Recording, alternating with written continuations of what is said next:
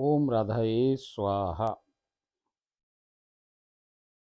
तो साहब कल अपन ने बड़ी गंभीर चर्चा करी कि भाई लीलाएं कैसे कैसे घटित हों, लीलाओं का प्रकार क्या रहे, लीलाओं की स्थिति क्या है कि भाई शुरुआत कहाँ से होए फिर कहाँ तक जाए। भैया ये सारी बातें अपन ने कल बड़ी विस्तृत यहाँ अपन ने चर्चा करी। अब अपन ने आगे की बात समझे उनसे कि आगे और क्या बता रही हैं कि भाई हमें वहाँ जाके क्या नहीं करना चाहिए और क्या करना चाहिए। तो आगे की शुरुआत करते हैं अपन आज से।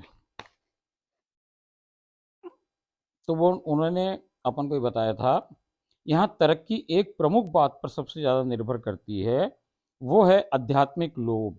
कुछ और कुछ और अधिक गाढ़ा रस पाने की उत्कट चाहत ही आध्यात्मिक लोभ है। अपने आध्यात्मिक लोभ को सदैव जगाए रखें भैया।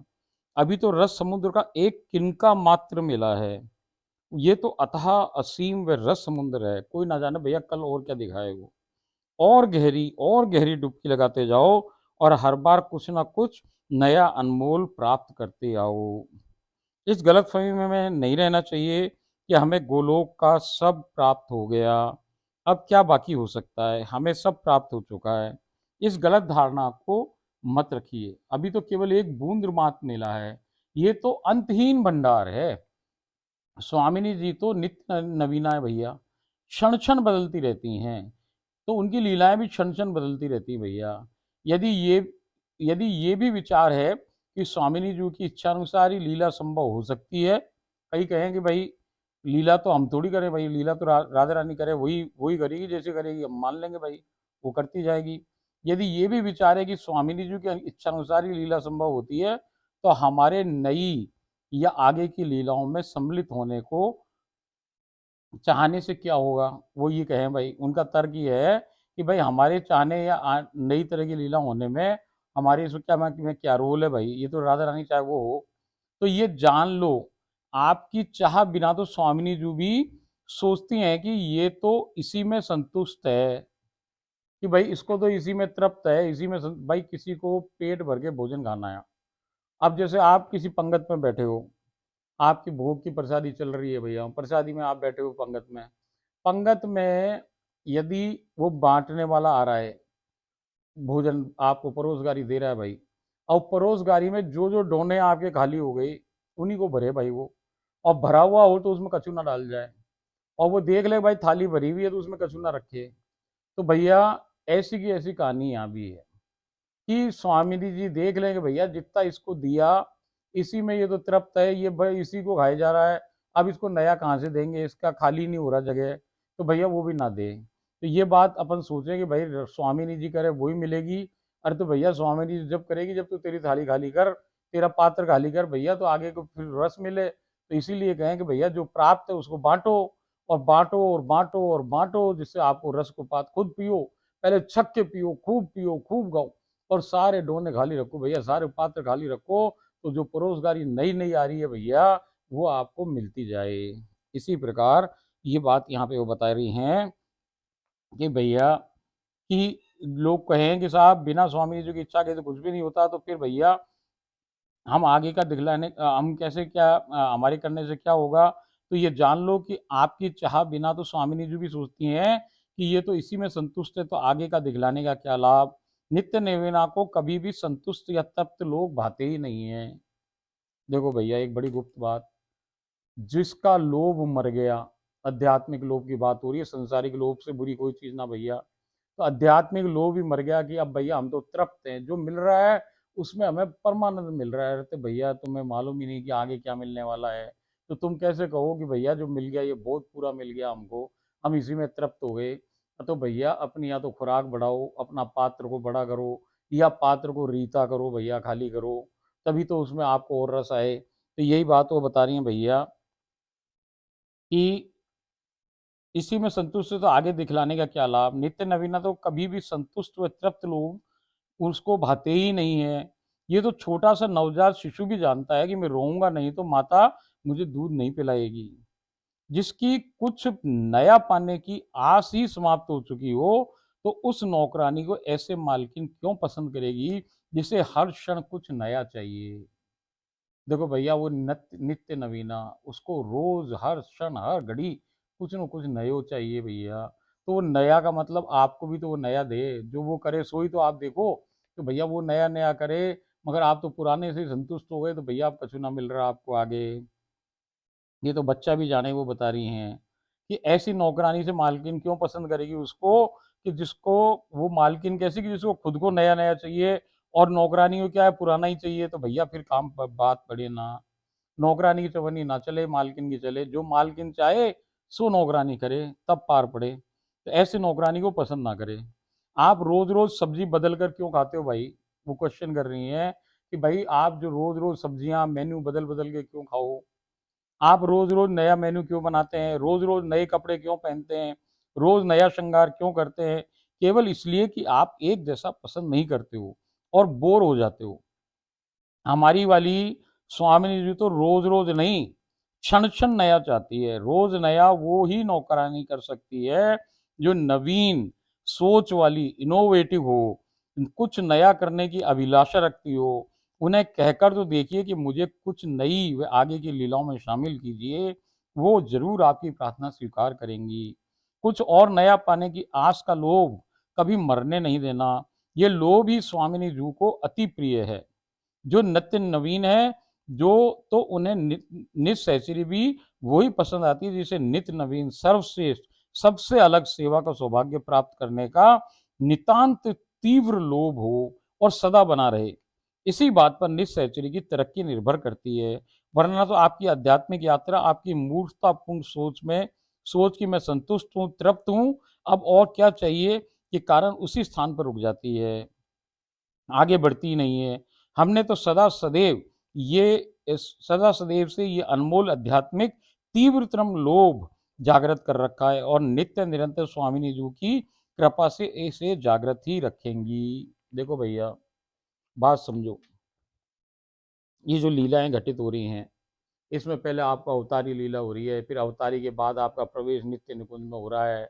फिर भैया धीरे धीरे धीरे धीरे धीरे करते हुए भैया वो, जैसे कि भाई पिक्चर से फिर ड्रामे में आ गए कि आप हाथ लगाओ तो भैया आपको एहसास होने लग जाए, और उसके बाद भैया बिल्कुल ही स्थिति बदल जाए। भैया वो एक दोनों ऐसे हो जाएंगे, कोई लीला वीला बंद करके भैया खुद देखें एक दूसरे को, फिर वो खुद एक ही हो जाए भैया, फिर वो एक से दो भी हो जाए, फिर लीला चालू कर दे भैया। ये सब काम उनकी लीलाओं का स्थितियां हैं। अब मान लीजिए, जैसे भाई कुछ अनुगत हमारे ऐसे भी हैं कि जैसे एक अनुगत को शुरुआत के अंदर लीलाएं सबसे पहले स्टार्ट हुई। एक ग्रंथ उसका हमारे पास है जिसको कहे मनमोहनी रस निर्जर। अब उस ग्रंथ का जो हुआ अंत, मतलब शुरुआत हुई, ऐसे ही धीरे धीरे धीरे धीरे धीरे धीरे सारी लीलाएं बढ़ती गई, मगर अवतारी लीला ही रही। मगर अंत में जब वो ग्रंथ खत्म हो रहा है, उसकी अंतिम लीला क्या है भाई, उसकी अंतिम लीला ये है कि राधा रानी सरकार और उनकी श्री कृष्ण जी और उनकी सखियां, वो सब क्या हो गए, रसरूप हो गए, छोटे छोटे से बन गए, बिल्कुल छोटे छोटे से एक एक इंच के हो गए भैया, और रसगुल्ले के जैसे हो गए। अब वो वहां से उड़ करके गोलोक जा रहे हैं, और वो जो सेचुरी है वो भी नीचे नीचे अंतरंग सगी नीचे नीचे चल रही है, किंकरी वो भी वो रसरूप होकर चल रही है। अब राधा रानी सरकार पूछी कि भाई देखो, कि अब तुम्हें, हम गोलोक की यात्रा पे हैं, तुमको क्या चाहिए, यहाँ की लीलाओं में तुम्हें आनंद आ रहा है कि गोलोक हमारे संग चलना है। तो भैया इसमें होना क्या चाहिए कि इसमें दो तरह के शिष्यों की बात बता रहा हूँ मैं आपको। एक जिसकी लीलाएं में आपसे चर्चा करी, जिसके 3 ग्रंथ हैं, उसके संग भी ऐसा ही कुछ घटित हुआ, और उससे पूछा गया कि भाई आगे क्या करना है, तो उसका जवाब था कि भाई आप जानो, आपका काम जाने, मुझे ना मालूम, जो आपकी इच्छा हो उसको कराओ। और एक शिष्य ने, जो पहले शिष्य थी, उसने क्या कहा कि भैया नहीं देखो, हमें तो यहाँ बड़ा आनंद आ रहा है, इसी में हमको बहुत आनंद है। तो भैया फिर क्या हुआ, वो चले गए और वो यहीं रह गई। अब जब वो यहाँ रह गई तो फिर उसकी सारी लीलाएं भी अवतार लीला में ही सीमित रह गई। ऐसा नहीं है कि उसकी लीला बंद होती है, लीला आज भी घटित हो रही है, सब कुछ हो रहा है, मगर लीला का जो स्तर है वो नहीं बढ़ पा रहा। क्यों नहीं बढ़ पा रहा, कि आपने अपनी चॉइस रख दी। अरे भाई राधा रानी आपके लिए श्रेष्ठ करेगी, आप कैसे कहो कि भाई मेरे को ये चाहिए, नहीं भाई, जो तू देना चाहे सो दे। तो ऐसे ही दूसरे शिष्य ने कहा कि भाई जो तुम्हारी इच्छा हो सो दो, तो भैया उसकी और लीलाएँ होती रहीं और वो अभी भी लीला में है दूसरी वाली और ये पहले वाली भी है। भैया दोनों की लीलाओं में फ़र्क इस बात का हो गया कि आपने अपनी चॉइस रख दी एक ने, तो भैया जो चॉइस रखी तो उसने कहा जो तुझे चाहिए सो वो तो जो माँगो सो दे भैया। तो जो उसने कहा कि भई यहीं अच्छा लग रहा है तो भई तुमको ये अच्छा लग रहा है तो यही करो। दूसरी ने कहा नहीं भैया जो तुमको अच्छा लगे सो दे दो, तो भैया जो उसको अच्छा लग रहा है सो वो उसको प्राप्त करा रही है। तो ये कहानी है, इसमें खराबी किसी की ना कोई नीचे है ना कोई ऊपर है। बट केवल बात ये है कि राधा रानी के सामने हमें हमारी इच्छाएँ नहीं रखनी चाहिए। हमें केवल सरेंडर का अर्थ क्या है? शरणागति का अर्थ ये है भैया कि हम हैं ही नहीं। अब हमारी इच्छा तो जब होगी जब हम हैं, जब हम मर चुके, हम तो शरणागत हैं तेरे भैया, हम कोई 2 थोड़ी है अब। यदि आपने ये माना कि मैं नौकरानी और वो मालकिन, तब की समस्या है कि आप 2 हो और जब 2 हो तो भैया फिर कैसे आगे कहानी बढ़े? ये तो कहानी है कि प्रेम गली तो अति सांकड़ी है जिसमें तो एक ही रहेगी, या तो आप रहो या मालकिन रहे। नौकर और मालकिन 2 नहीं चलते इसमें भैया। तो यहाँ तो राधा रूप ही है, आगे की जितनी लीलाएँ भैया वो कौन देख सके, वो राधा ही देख सके। अवतारी लीला कहाँ घटित होगी? संसार में सब कुछ पॉसिबल है भैया। आप नौकरानी बन जाओ, चाहे आप उसके कोई से भी भाव में आ जाओ, वो सब भाव में बनने को तैयार भैया। मगर यदि आपको गोलोक जाना है, आगे की यात्रा करनी है भैया, तो भैया उस यात्रा के लिए तो फिर आप नहीं हो, अब तो राधा ही है। क्योंकि राधा ही राधा को देख सके भैया, राधा ही राधा के संग बोल सके, राधा ही राधा के संग खेल सके। तो भैया अब वो राधा ही बन जाओ तो फिर आगे की लीलाएँ मिलें। मगर आप बुद्धि लगाओ कि भैया नहीं, हमको तो इसी में आनंद है तो फिर लो लेते रहो आनंद, जैसा मिल रहा है सो आपका आनंद, जो दूसरे को प्राप्त है वो दूसरे का आनंद भैया। आनंद आनंद में बहुत फ़र्क, एक आनंद फिर परमानंद और परमानंद की चरम सीमा अहलाद, सोचने की बात है, सोच लेनी चाहिए। कुछ लोग ऐसे भी हैं हमारे अनुगत भाई 1-2 कि वो उनको लीलाएँ दिखी भी और उनकी किताब भी लिखी गई। अब भाई उसके बाद भी वो कहेगी जी अब तो हम गोलोक पहुँच गए। अब हम जब गोलोक ही पहुँच गए तब आगे हमें क्या करना है? गोलोक के बाद क्या है? कुछ भी तो नहीं है, सब कुछ हो गया अब गोलोक के बाद तो भैया उनने लीला में बैठना ही बंद कर दिया था, लो भाई तुम्हारी रुक गई लीला। आप ये जिस समय, जिस घड़ी तृप्त हो गए ना भैया, यहाँ तृप्त कैसे हो सकते हो आप? समुद्र के किनारे बैठ के आप एक बूंद से कैसे तृप्त हो सकते हो भाई? या तो आपका पात्र बिल्कुल छोटा-सा है अभी उसको बड़ा करो और या आपका पात्र जितना भी बड़ा है उसको खाली करते रहो ना भाई। उन लीलाओं को जो आपने देखी, जो आपको ज्ञान प्राप्त हुआ, जो कुछ आपके पास है उसको शेयर करो पब्लिक में।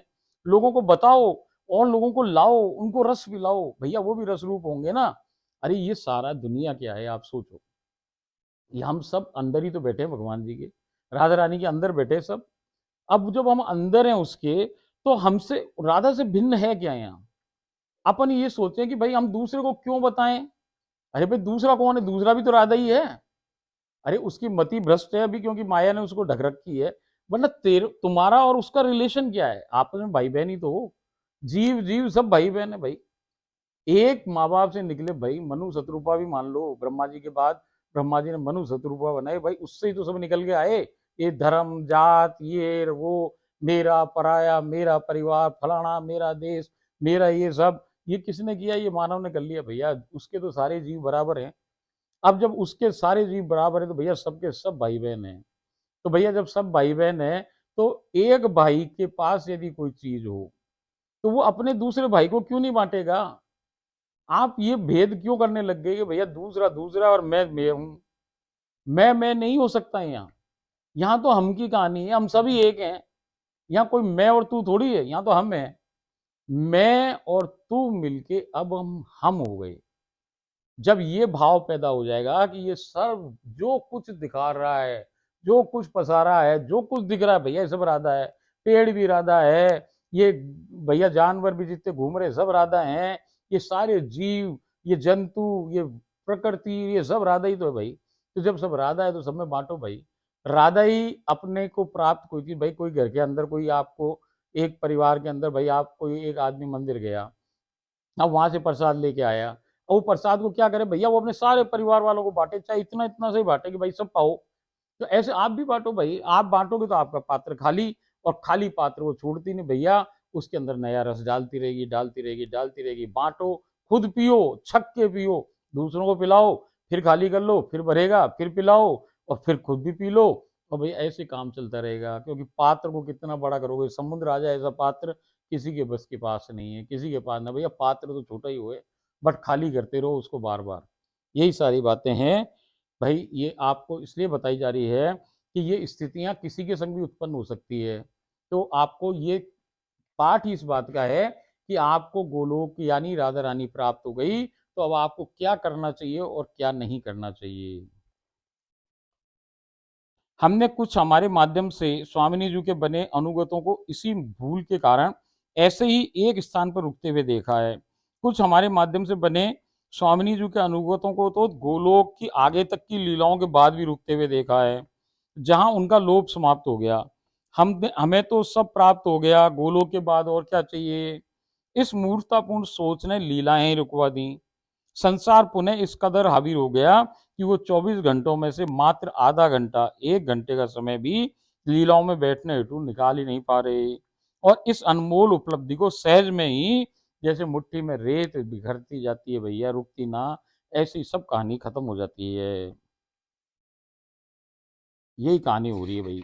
बहुत सारे अनुवाद राधा रानी के बने हुए जो इस लाइन पे चले भैया, ये राधा जन्म वाली तरीके पे, उन्हें सब जाने कितनों को, कोई 5 बरस की है लड़की है, कोई भैया 25 बरस का है, कोई कैसा है, कोई कैसा है, कोई कैसा है। बहुत सारों को भैया बड़ी बड़ी जल्दी राधा रानी प्राप्त होगी। उन्हीं की कृपा थी, उनने ही छांटे, उन्होंने ही प्राप्त करवाई भाई। इसमें किसी की कोई बहादुरी ना भैया। यहाँ नीचे गिरने का दूसरा कारण यह है कि आप उस जूथ प्रमुख निज सहचरी जिसने आपको यहाँ तक पहुंचाया है कि बातों पर ध्यान ना देकर मनमानी करने लगते हो, उसकी अवज्ञा करने लगते हो। ये बहुत महत्वपूर्ण बात है, यहाँ दोबारा समझ लीजिए जो आपको बताई कि ये 3 कड़ियां भैया। एक तरफ राधा थाड़ी भई, बीच के अंदर सहचरी थाड़ी भई, और तीसरी तरफ भैया वो खड़ा हुआ है जी, जो जिसको अनुगत बनवाया, राधा दिलवाई जिसको, किसने दिलवाई, सहचरी के माध्यम से मिली। मिली तो राधा की इच्छा से ही, मगर मिली किसके माध्यम से भैया, वो जूथ प्रमुख सहचरी के माध्यम से। तो भैया राधा ने उसका हाथ पकड़ा, उसने उनका हाथ पकड़ा जीव का, और भैया ऐसे कहानी बनी 3 जनों की। अब आपने उसको घेर दिया तो खाली स्थान हो गया, न राधा आपको पकड़ पाएगी भैया, ना आप राधा को पकड़ पाओगे। तो ये बात पक्की है। यही बात इन्होंने दोबारा लिख के बताई भाई। अब वो क्या, पूरा वो का वही सिस्टम है कि श्री राधा रानी के आदेश भी अंतरंग निस्सहचरी तक की बीच की कड़ी यानी जूथ प्रमुख निस्सहचरी के द्वारा ही पहुंचती हैं। यदि अंतरंग निस्सहचरी ये समझने लगे कि अब तो मैं सीधे ही स्वामिनी जी के संपर्क में हूँ भैया, जो वो किंकरी है जो नई आई, वही समझे कि भैया अब तो मैं सीधे ही संपर्क में आ गई, जूथ प्रमुख निस्सहचरी की क्या आवश्यकता है, डायरेक्ट राधा ही हमसे बोले। तब वो बीच की कड़ी उस चेन से अलग हो जाती है, और बीच में खालिस्तान हो जाने के कारण चेन टूट जाती है, जिस किसे जिसे कोई भी नहीं जोड़ सकता। यहाँ तक कि राधा रानी सरकार स्वयं भी नहीं जोड़ती, क्योंकि ये प्रोटोकॉल माने वो भाई। इसी कारण संवाद व आदेश का सही आदान प्रदान बंद हो जाता है, मनमानी चलने लग जाती है बुद्धि। जूथ प्रमुख ने सहचरी दोनों मालकिन व नौकरानी के मध्य का पुल है भैया। नौकरानी और मालकिन के बीच का पुल क्या हुआ, वो सहचरी हुई। नौकरानी के मध्य का पुल है, भूल कर भी उस पुल को भूलने या तोड़ने की भूल नहीं करनी चाहिए। आपने सुना है कि जैसे अम्बुद कमल के पात में पात, वैसे ही संतन की बात में बात। ऐसा क्यों कहा गया, कमल ही श्री राधा रानी है, उनकी बात समझना बिना अनुभवी के असंभव है। उनकी लैंग्वेज ना जाने तो भैया कोई समझ ना सके। कई लीलाओं में भी अंतरंग निस्सहचरियों ने देखा है कि जब अब कई लीलाओं में क्या घटित हुआ सरकार, कि वो जो सहचरी है, वो जो किंकरी है, उसके संग लीलाएं घटित हो रही हैं।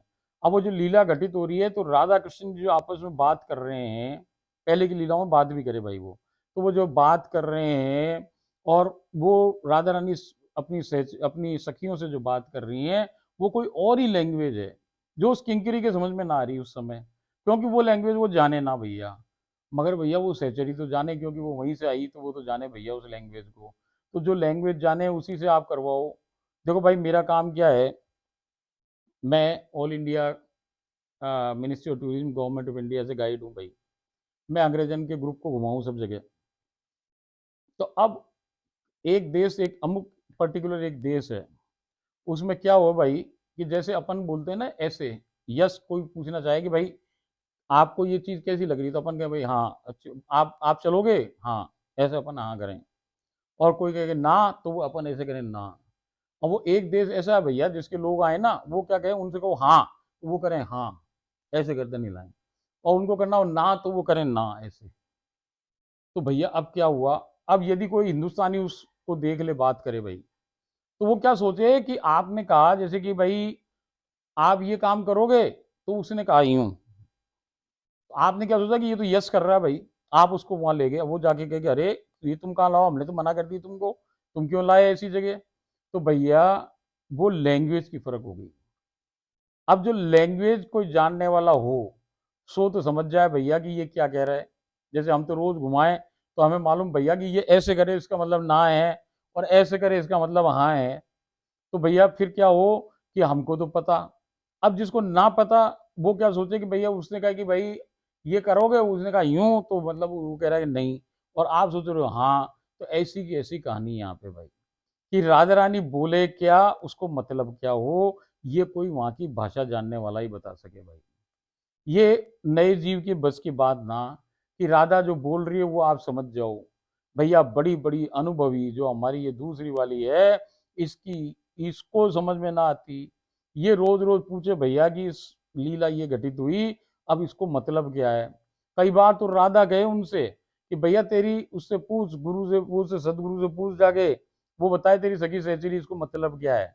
वो हमारी परीक्षा ले कि देखिए ये बात को पकड़ रहा है कि नहीं पकड़ रही है। तो भैया वो क्या कहे कि ये लीला घटित हुई, इसका मतलब उससे पूछ के हमें बताओ कि ये सही है गलत है, तो वो क्या बता रही है देखें।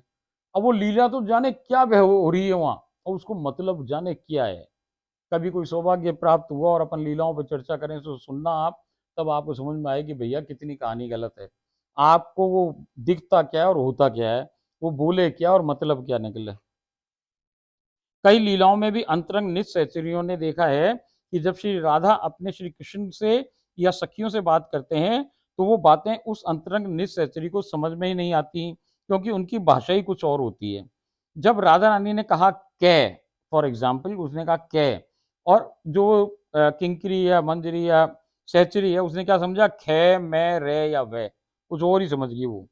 और वही सत्य मानकर उसी राह पर चल दी कि मुझे तो श्री राधा रानी सरकार स्वयं ने बतलाया भैया, अतः यही परम सत्य है। क्योंकि खुद राधा रानी ने बताया भैया यही परम सत्य है, तो वो उसकी बात भी ना मान रही, वो जो उसकी प्रमुख सहचुरी है, उसको जो बना दिल राधा दिलाने वाली, उसकी बात भी ना मानेगी वो। अतः यही परम सत्य, क्योंकि राधा रानी ने कहा भैया, क्योंकि उस नौकरानी का संपर्क जूथ प्रमुख निस्सहचरी, जो कि उस निकुंज की भाषा की पूर्ण रूपेण जानकार है, अब है ही नहीं, उसका कोई संपर्क ही नहीं रखती, उसको तो काट के फेंक दिया उसने। अतः अब उस नौकरानी को सही अर्थ कौन बतलाएगा भैया। एक और बात समझ लिए कि अंतरंग निस्सहचरी के द्वारा की गई बड़ी से बड़ी गलती पर भी राधा रानी मुस्कुराती रहे भाई। तो वो क्या कहे कि भाई गलती भी हो गई, तो वो कहे कि अरे ये तो मुस्कुरा रही है, इसका मतलब गलती फलती कुछ ना भाई, ये तो बड़ी प्रसन्न है हमसे भाई, बहुत खुश है। ये बात अपन पहले ही बताई कि भाई वो हमेशा मुस्कुराए, चाहे आप गलती करो चाहे वो खुश हो, आप बढ़िया करो तो भी खुश हंस रही है, और गलती करो तो भी वो मुस्कुरा ही रही है। उस निस्सहचरी को नाराज होने का आभास भी नहीं होने देती, परंतु वो अपनी जूथ प्रमुख निस्सहचरी के कान खींचती है कि तूने इसे अच्छी तरह समझाया क्यों नहीं।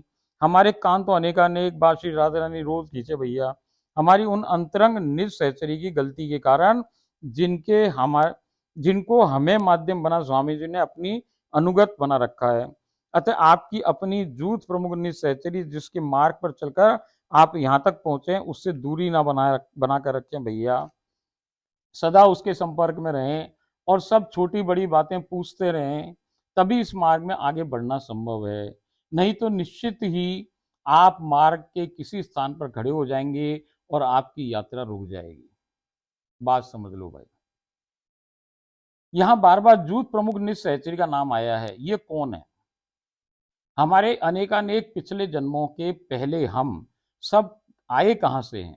हम सब जीव संसार में कभी ना कभी गिरे तो श्री राधा रानी सरकार के अंगूठी से निकलती हुई धारा से ही हैं। हम एक दिन उसकी धारा के संगे निकले सब, जाने कोई किस जन्म में निकला हुआ, कभी कोई किस जन्म में निकला, मैं निकले वहीं से हैं। हम यहाँ इस पांच भौतिक शरीर की बात ना कर केवल आध्यात्मिक शरीर की बात कर रहे हैं भैया। देखो, जैसे मैं आपको पहले बताई भाई कि इस शरीर से भगवान का कोई लेन देन नहीं, ये तो कपड़ा है केवल। ये हर जन्म में बदलता रहेगा कपड़ा। तो भैया इसको तो भगवान जाने ना। यदि सबके ही कपड़े वो इतने सारे जाने हो भाई, एक एक आदमी के ही करोड़ों करोड़ों जन्म हो गए और ये कितने सारे जीव जंतु और ये भैया, तो उसकी तो माथा ही खराब हो जाए आदमी का। तो उसने क्या कर रखा है कि एक का एक आइडेंटिटी कोड दे रखा है, एक परमानेंट अकाउंट नंबर है, वो उसी को जाने आधार कार्ड को ही। तो भैया गोलोक का आधार कार्ड जो बना हुआ है ना, उसी को वो पहचाने। वो क्या है, वो अंतश्चिंतित देही है। वो देह के अंदर देह का नाम है उसके पास, आपका नाम ना जाने वो, कि भैया इस जन्म में कामेश थे, पिछले जन्म में आप कौन थे और उस जन्म में कौन थे, इससे उसे कोई मतलब ना भैया। वो जाने कि ये प्रियादासी, तो फिर वो प्रियादासी को जाने और किसी को ना जाने। तो ऐसे भैया वहां पे जितने लोग रहे उनको, वो आप अपन अंतश्चिंतित देह की बात कर रहे हैं कि एक दिन अंतश्चिंतित देह निकल के आती है यहाँ। फिर वो जन्म तो यहाँ आके ले, और वो जन्म ले तो शरीर दूसरा, कपड़ा दूसरा बदलती रहे। जितनी बार वो कपड़े बदलती जाए, उसके जन्म, फिर पुनर्जन्म, फिर पुनर्जन्म, फिर पुनर्जन्म, ऐसे ही बहते रहे। तो वो यही बता रहे हैं कि भैया जिसे स्वामिनी जी जानती हैं वो क्या है, वो तो आध्यात्मिक शरीर की बात कर रहे हैं, इस पांच भौतिक शरीर की बात कर ही नहीं रही। पांच भौतिक शरीर से उनका कोई लेना देना ही नहीं है। जब जीव गोलोक में होता है तो वो वहां के अनेक जूतों में से, जूत कहें समूह को, तो वो कह रहे हैं किसी, जैसे अपने जैसे कोई स्कूल में पढ़ने जाए बच्चे भैया, तो क्या कहते हैं ना कि भाई ये ब्लू ब्लू वाले हाउस का है, ये रेड हाउस का है, ये ग्रीन हाउस का है, ये येलो हाउस का है। ऐसे हाउस बने ना भाई स्कूल के अंदर। ऐसे वहां भी नित्य लोग में भी जूत हैं बहुत सारे, एक नहीं अनेक अनेक जूत हैं। तो आप किसी ना किसी जूत से निकल के आते हो, आप उस जूत के सदस्य हो वहां। जैसे ब्लू हाउस के हो तो फिर ब्लू हाउस से निकल के आए।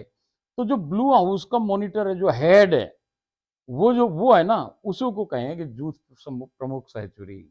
उस पर्टिकुलर जूथ का कौन इंचार्ज है, वो इंचार्ज को कहें हम जूथ प्रमुख सहचरी। बात समझ में आ गई होगी आपको ऐसे ही। तो वो ये कह रही हैं कि वो किसी ना किसी समूह का भैया सदस्य होता है, हर समूह का एक प्रमुख होता है। उस प्रमुख को ही जूथ प्रमुख सहचुरी कहा जाता है। उस जूथ प्रमुख विशेष की सारी जिम्मेदारी उस जूथ का जो भी सदस्य हो, उसकी सारी की जिम्मेदारी किसकी है, उस प्रमुख सहचरी की होती है। उस जूथ विशेष का कोई भी सदस्य, चाहे वो गोलोक में हो या संसार में हो, सारी जिम्मेदारी उस जूथ प्रमुख सहचरी की होती है। संसार में जन्म से मृत्यु तक वो जूथ प्रमुख सहचरी उस सदस्य के संपर्क में किसी ना किसी रूप में रहती है। अब देखो भैया, वो ऊपर हो तो चाहे नीचे हो तो, वो आपके संग हमेशा रहे छाया जैसे। जो भी जूथ प्रमुख रह चुकी, सब पे सीसीटीवी कैमरा उसके भी लगे हुए भैया, वो उसका अंतर्मन भी पढ़ सके। तब श्री राधानी सरकार उसी जूथ प्रमुख से अब वो कह रही हैं कि वो जो सदस्य के संपर्क में हमेशा रहती है या किसी समय विशेष पर आ मिलती है। अब जीव को पुनः संसार से गोलोक लाने का समय आता है, तब श्री राधानी सरकार उसी जूथ प्रमुख सहचरी को उसे पुनः गोलोक लाने की जिम्मेदारी देती हैं। चाहे कृष्ण द्वारा उसके पात्र बनाने का समय हो या चाहे उसे भव सागर पार करवाकर गोलोक लाने का समय, वो जूथ प्रमुख सहचरी सदा सदैव उस सदस्य के साथ ही अदृश्य रूप में रहती है। यहाँ गोलोक में उस सदस्य के पांच भौतिक शरीर के जीवित होते हुए उस जब उसका विवेक और चित्त ही आध्यात्मिक शरीर में बैठकर बैठकर ही यहाँ आता है। भाई उसका छाया रूपी शरीर तो वहीं रह गया। अब यदि वो जिंदा है वो छाया रूपी शरीर, तो भैया उसकी आध्यात्मिक शरीर यानी कि अंतश्चिंतिक देह में कौन बैठ के आए, विवेक और चित्त यहाँ आके राधा रानी के चरणों में गिर जाए। तब संसार के शरीर के साथ सदा सदा सदा सदैव वो जूथ प्रमुख सहचरी अदृश्य होकर रहती है और उसके हर कार्य पर नजर रखती है। वो सदस्य उससे कुछ चाहकर भी नहीं छुपा सकता। वो तो सदस्य का अंतर्मन भी पढ़ने में पूर्ण सक्षम होती है। ये ऐसा ही कार्य, जैसे एक एग्जाम्पल दिया उन्होंने कि भैया जैसे कि अवतार लीला के अंदर श्री कृष्ण भगवान गैया चराने जाते थे और वहां गौओं को अपने जितने दोस्तों को ले जाएं, सखाओं को ले जाएं भैया, उनको 10-10 20-20 गायें दे दे कि लो भैया तुम इसको चरा के लाओ, तुम इस जूत को चरा के लाओ, तुम इस जूत को चरा के लाओ, तुम इस जूत को चरा के लाओ। ऐसी की ऐसी बात भैया यहाँ कि राधा रानी सरकार ने हमें वो गैया भेज दी कि भैया वो चरने गई, अब चराने की जिम्मेदारी आपकी। अब वो जो ग्वाला हुए ना भैया, वो एक जगह जाके बैठ जाए, गैया अपने आप इधर उधर डोलती फिरती भैया चारों खाती रहें। मगर उस जो बैठा है ना वो ग्वाला, वो सब पे नजर रखे कि हमारी गैया कहीं इधर उधर भटक ना जाएं। वो सारी गैयाओं पे चौबर पूरी नजर रखता है हर समय। ऐसे भैया वो जूथ समूह जो प्रमुख सेंचुरी है, वो भी अपनी गैयाओं पे नजर रखे भैया। उसको जो जीव दिए गए उस पे वो भी नजर रखती है सारी। तो वो यही बात बता रही हैं। वो विभिन्न सखाओं को गिनकर चराने हेतु अलग अलग गुटों में वन में भेज देते थे। वो सखा चाहे कुछ भी कार्य में व्यस्त हो, परंतु हर क्षण अपनी गैयाओं पर पूरी नजर रखते थे। शाम को घर जाने के समय सखा लोग गैयाओं को उनके नाम से पुकारते थे और गैया वहां वापस आ जाती थी। परंतु यदि कोई मूर्ख व क्रोधी गैया नहीं आए, आने को तैयार ना हो, और सखा को भी सींग से मारने के लिए दौड़े भैया, वो जो प्रमुख सहचरी उसी को दौड़ने मारने के लिए दौड़े भैया, कि भैया तेरे को मैं बात ना मार रही, नहीं तो मैं आ रही, और उसी पे सींग से आक्रमण कर दे, तो भैया वो क्या करे बेचारी प्रमुख सहचरी। तो वो बता रहे हैं भैया कि उन सखाओं को कृष्ण भगवान एक लकड़ी भी दे देते थे संग में, जिसे वो कहे लकुटी। अब वो भैया वो लकड़ी है ना, वो जो टेढ़ी गाय है जो ना आ रही, तो फिर वो लकड़ी से आए, फिर वो भैया लकड़ी से डरप के आए। ऐसे भैया प्रमुख सहचरी को भी राधा रानी ने एक लकड़ी दे रखी। जो सीधे सीधे आ जाए तो भैया सीधे आ जाओ, नहीं तो फिर वो लकड़ी से आना ही है। क्योंकि भैया वो प्रमुख सहचरी को गिन के गैयाएं दी हैं, और वो कन्हैया जो वहां बैठा है भैया वो गिन के वापस ले उस सका से, एक भी कम ना हो सके। ऐसे भैया राधा ने उस प्रमुख सहचरी को जीव दिए गिन करके। अब वो गिन करके जीव वापस काउंट करके ले जाए भैया, एक भी रह जाए तो वो उसको लात मार के नीचे भेज दे कि लब उसको पकड़ के लेके आए, एक छुड़िया है तू। तो भैया ऐसी कहानी है। तब गैया को लकड़ी के डर के मारे वापस आना ही होता है। बिल्कुल इसी प्रकार स्वामिनी जी ने गोलोक से गिनकर जीव रूपी गैयाएं उस दूत प्रमुख सहचुरी के साथ संसार में भेजी हैं। हर क्षण उन पर नजर रखने की जिम्मेदारी भी उसी की होती है, चाहे वो साथ में हो या दूर। समय पर पुनः उन्हें गोलोक लाने की संपूर्ण जिम्मेदारी उस दूत प्रमुख सहचुरी की होती है।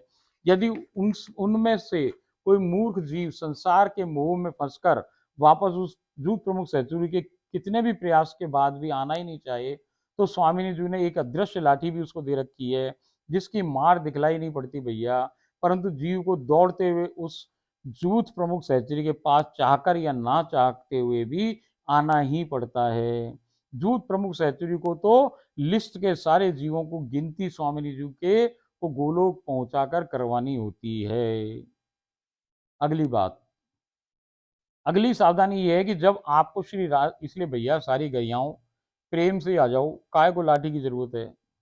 अगली सावधानी यह है कि जब आपको श्री राधा रानी सरकार प्राप्त हो चुकी है, तो आप अब गोलोक धाम में रहते हो ना कि संसार में। भैया ये बड़ा भारी कंफ्यूजन। यहाँ जितने लोग रहे ना, वो माया इतनी तेज कि भैया राधा मिली हुई है, सब कुछ है, लीलाओं में बैठ रहे हो, मगर संसार इतना हावी कि संसार छूट ना रहा भैया। गलत फहमी क्या है कि अभी भी हम संसार में हैं। कोई ये समझ नहीं रहा कि हमारी सिटीजनशिप बदल गई भैया, हमारा देश ही बदल गया। हमारी तो ये छाया है केवल, हमारा अंतर मन। भाई लीला किस बात से देख रहे हो? लीला तो उस शरीर से देख रहे हो ना जो आपका पहुंच गया उधर दूसरे देश। अब जो दूसरे देश पहुंच गया शरीर भैया, वो तो चित्त और विवेक तो गया, यहाँ तो केवल पेड़ ही है, छाया ही है, कमल तो गया।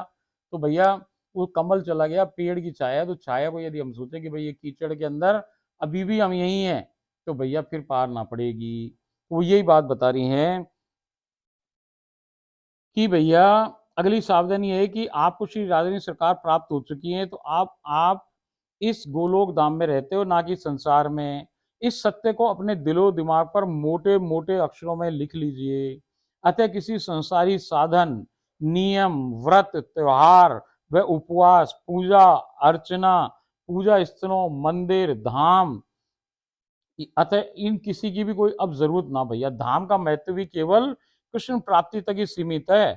अब तो आपका घर ही गोलोक है, और ब्रज धाम तो उसका एक छोटा सा ही प्रतिरूप है। गोलोक का छोटा सा गोलोक ही तो उतर के आया छोटे रूप में अपना, वही तो धाम कहलाया भाई। तो वो कह रहे हैं कि अब भाई आपका घर ही गोलोक बन गया। अब जब आपका गोलोक ही घर है, तो वो छाया किस में रहे? वो गोलोक में रहे।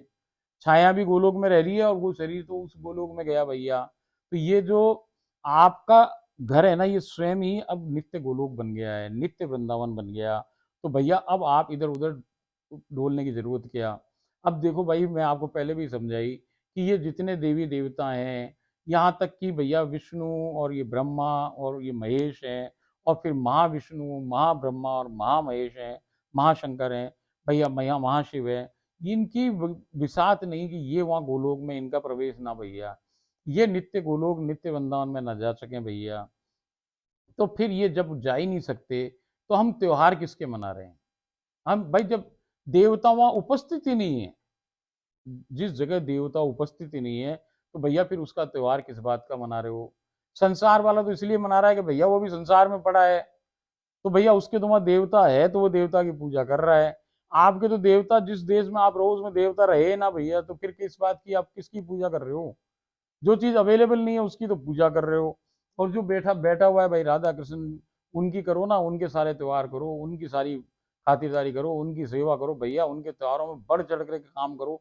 मगर भैया जहाँ जिस देश के निवासी हो उसी का तो रूल करो। अब अमेरिका में चले जाओ और अमेरिका में जाके कहो कि साहब हम होली मनाएंगे, हम दिवाली मनाएंगे, वो कहेंगे क्या मनाओगे यार, भाई तुम तुम्हारे देश में हो तो जब मनाओ। अब जैसे हिंदू लोग हैं वहाँ फिर भी मनाए, छोटी छोटी अपनी सी मना लें, वो तो ठीक है। मगर अब जैसे मान लीजिए अमेरिका का आदमी यहाँ आए, और वो यहाँ रह करके, भाई हम आए कहाँ से, हम नित्य गोलोक से आए थे ना, जहाँ से आए वहां भी देवता नहीं थे। अब यहाँ आए तो देवता हैं, और वापस जाएंगे तो फिर देवता नहीं है। तो भैया जहाँ देवता नहीं थे वहां से हम आए, और जब देवता, अब जब जहाँ जा रहे हैं वहां भी देवता नहीं है, तो भैया फिर देवताओं को और इनके व्रत त्योहार करने का कोई अब तो कोई औचित्य नहीं है। ये संसार वाले, या जिसको अभी प्राप्त नहीं है भैया राधा कृष्ण, वो करो, खूब प्रेम से करो, खूब बढ़िया तरीके से करो भैया। मगर जिसको प्राप्त है उसको नहीं करना चाहिए। ये बात वो हमें समझा रही है। देखो भैया, ये राधा रानी समझा रही है, हम ना समझा रहे। मैं बात बात में आपको सचेत कर दूं भैया, इसमें मेरा कोई लेना देना नहीं है। अतः किसी भी धाम से श्रेष्ठ आपका गोलोक बना घर ही है। अब आपको धाम जाने की जरूरत ना भैया, आपका घर ही धाम है, कहीं और आने जाने की जरूरत नहीं है, और कुछ करने की भी आवश्यकता नहीं है, क्योंकि अब वहां गोलोक धाम की महारानी अपने श्री कृष्ण असखी मंडल में सकल दरबार व निज सकल जूत और सकल परिकर के साथ विराजमान है। भक्ति, समय, कर्म, मन, बुद्धि और पुरुषत्व सबको सदा के लिए भूलना होगा, क्योंकि इनमें से किसी का भी गोलोक में प्रवेश वर्जित है। जब तक संसार में थे सब मान्य था, भव सागर पार कर गोलोक आए बाद ये सब बिल्कुल, यानी बिल्कुल छोड़ना पड़ेगा। संसार में रहकर संसार में नहीं रहना, अर्थात पांच भौतिक शरीर को ही छाया के रूप में केवल संसार में रहने देना, वह विवेक चित्त यानी अंतर्मन व आध्यात्मिक शरीर को सदैव गोलोक में ही रखने की कला स्वामिनी जी की कृपा से जब जीव सीख जाता है, तभी वो आगे बढ़ सकता है, वरना ये गलती आपको नीचे गिरा के ही छोड़ेगी। हमने देखा कि बहुत से परिकरों को गोलोक में रहते हुए भी बरसाना वृंदावन में ब्रज जाने का मोह हटता नहीं है। उन्हें मन की शांति वहीं जाकर मिलती है। वहां भाई मिलेगा क्या, केवल अवतारी राधा कृष्ण ही तो मिलेंगे। आपको स्वयं अवतारी कृष्ण ने, भाई हम यहाँ पहुंचे कैसे, ये बात याद करो। यहाँ पहुंचाने वाला कौन, वो अवतारी कृष्ण ने भैया अपनी बांस ने बिठाया, पहले रास किया, फिर हमको रस प्रदान किया, राधा तत्व दे दिया, और भैया अपनी बांस ने बिठा करके फूंक दे करके हमको इधर भवसागर पार करा के भेज दिया। किसने भेजा, अवतारी कृष्ण ने। कहाँ भेजा, दूसरे लोक में। अब हम क्या चाहते हैं, रहे तो दूसरे लोक में रहें, और वहां से उतर के वापस हम धाम में आए। धाम कहाँ है, धाम संसार में ही तो है। भाई अवतार कहाँ लिया भगवान ने, अवतार भगवान ने संसार में लिया, पृथ्वी लोक में लिया। तो पृथ्वी लोक में आ रहे हो आप कहाँ से, गोलोक से। आप रह कहाँ रहे हो, गोलोक में, और गोलोक से वापस छलांग लगा के नीचे जाना चाहते हो, क्यों, क्योंकि गोलोक में तो आपका मन लग ही नहीं रहा है। मैं बताइए कि भाई आपके ठाकुर और राधा कृष्ण में आपको विश्वास नाम मात्र को भी ना है। आप सोचो इनमें कछु है ना भैया, आप मंदिर के सामने बैठ जाए आदमी, तो सोचे यहाँ कोई आनंद आ ही नहीं रहा है। आनंद कहाँ आएगा, कि वहां जब धक्के खाएंगे हजारों हजारों हजारों की भीड़ में, वहां भाई ऊपर चढ़ना मुश्किल, सामने खड़े रहना मुश्किल, सेकंडों के दर्शन के लिए भैया वहां आनंद मिले लोगों को। और अपने घर में भैया आप 24 घंटे उसके सामने बैठ के उसको, भैया उसको निहारो, उसके रूप की माधुरी को गान करो भैया, उसकी सेवा करो। कौन मना कर रहा है, वो आपको अपनो ठाकुर, वो आपकी अपनी इरादा भैया, उसको कोई ना बजे। अब मजा कहाँ आ रहा है कि भैया बरसाना चलो, कहाँ चलो, बरसाना, वृंदावन, और वहां चलो भैया, अपने घर की कोई भगवान की कोई वक़्त ही ना है किसी को। अर्चा देव भगवान को तो चूरण का भगवान माने वो। तो हमने देखा कि बहुत से परिकरों को गोलोक में रहते हुए बरसाना, वृंदावन में ब्रज जाने का मोह हटता ही नहीं। उन्हें मन की शांति वहीं जाकर मिलती है। वहां मिलेगा क्या? केवल अवतारी राधा कृष्ण बस। आपको स्वयं अवतारी कृष्ण ने गोलोक धाम की श्री राधा रानी के सरकार के आदेशानुसार गोलोक धाम पहुंचा दिया है। एक बात चित्त में अच्छी तरह से समझ लीजिए कि ब्रज केवल संसार से गोलोक लाने के लिए जिम्मेदार अवतारी कृष्ण को मिलवाने का एक साधन मात्र ही है। ये भैया जो ब्रज है किस बात के लिए है? कि भैया गोलोक धाम में आप संसार में हो, इसलिए संसार से पहुंचाने के लिए वहां अवतारी कृष्ण और राधा विराजे हुए हैं। वो अवतारी कृष्ण आपको यहाँ भेजे, ये इस कारण से ब्रज आज भी स्थित है। जब तक संसार में थे और अवतारी कृष्ण भी प्राप्त नहीं हुए थे, तब तक ब्रज आना जाना अत्यंत आवश्यक व शेष था, क्योंकि रास्ता वहीं से आता है। परंतु संसार व श्री गोलोक धाम के बीच में एक ऐसा भवसागर है जिसे केवल और केवल अवतारी कृष्ण ही पार करवा सकते हैं, और कोई नहीं। किसी के वश की बात नहीं है। जीव के लिए तो परम असंभव कार्य है। जरा गोलोक की स्थिति समझ लीजिए, वो सबसे ऊपर स्थित है। उसके नीचे पार करने में असंभव भवसागर है भैया, जिसे जीव पार ना कर सके। कौन पार करवा सके? अवतारी कृष्ण। तो भैया असंभव भवसागर है, और उसके नीचे संसार है। ब्रज संसार में ही अवस्थित है, जहां अवतार काल में अवतारी राधा कृष्ण गोलोक से संसार आए थे। जब भी आप गोलोक में रहते हुए ब्रज में जाना चाहेंगे, तो आपको नीचे गिरना पड़ेगा। पुनः ऊपर आने हेतु पुनः भवसागर पार करना पड़ेगा। भैया ऊपर ये छलांग लगाओ, भवसागर से नीचे संसार तो गिर जाओगे, मगर वापस कैसे जाओगे? भैया वापस जाने के लिए कृष्ण ही चाहिए। अब वहाँ भैया क्यों कैसे बने? अपने तो क्यों बने कि ऐसे एक के पीछे एक के पीछे एक संसार में, और वहाँ का क्यों सीधा वाला बने? तो यहाँ क्या हुआ कि भैया अब आप जब ऊपर गए थे और नीचे आए, इस बीच में 10,000 लोग और इकट्ठे कर लिए कृष्ण भगवान ने भेजने के लिए। वन बाई वन भेज रहा है वो। अब आपका नंबर क्या है? 10,001। अब आप पीछे जाके खड़े हो जाओ। अब पीछे जाओगे, जब तक जाने कितने जन्म हो जाए फिर आपके दोबारा। और भैया फिर जब कृष्ण के सम्मुख आओ, तो वो कहा, अरे मैं तेरे को तो वहां छोड़ गया, तू कैसे आ गया यहाँ? अब वो कृष्ण की मर्जी भैया, कि वो या तो आपको वापस भेज दे, रीत जाए तो, और ना भेजे तो भैया कह के तू मर यहीं, तू वापस इधर ही, तू मर मर संसार में ही, तू यही पुनर्जन्म वनम लेता रहे, तू यहीं पड़ा रहे, तू जाने लायक ना। तो भैया उसके उसकी मर्जी की बात, फिर आपकी बस की बात ना भैया, आप ना पार कर सको उसको। यही बातें बताते हैं वो, कि ब्रज में जाना चाहेंगे तो आपको नीचे गिरना पड़ेगा। पुनः ऊपर आने हेतु पुनः भवसागर पार करना पड़ेगा, जो कि आपके बस की बात तो है नहीं। पुनः अवतारी कृष्ण की मिन्नतें करनी होंगी। यदि उसकी मर्जी हो तो ठीक, वरना प्यारे संसार में ही पड़े रहो, अगले जन्म तक, अनेक जन्म तक, जाने कब तक। दूसरी तरफ विचार करो कि आपका घर, जो कि जाने अनजाने में ही आपकी जूथ प्रमुख सहचरी के कारण अनायास गोलोक बन चुका है, जिसमें गोलोक की महारानी श्री राधानी सरकार अपने श्री कृष्ण अष्ट सखी मंडल, निज सकल दरबार, निज सकल जूथ व निज सकल परिकर के साथ शान से विराजी हुई बैठी हुई है। अब आपको किससे मिलना बाकी है? क्यों अपनी अधोगति नीचे गिराना चाहते हो भाई? क्यों इस हरकत पे तुले हुए हो? बात की गहराई समझो, बचपना छोड़ दो, अपने श्रेष्ठतम बड़भाग पर भरोसा करो। भैया इस पे तो बड़भाग ही होने का, आपको एक अभिमान होना चाहिए कि हम, राधा ने हमें चुन लिया। आपको श्री राधेश्वरी सरकार ने सैकड़ों में नहीं, हजारों में भी नहीं, अपितु सैकड़ों करोड़ों में से, सैकड़ों करोड़ों जीवों में से एक अकेले को आपको चुना है। संसार में संसारी जीवों की नकल करना तुरंत ही छोड़ दो भाई।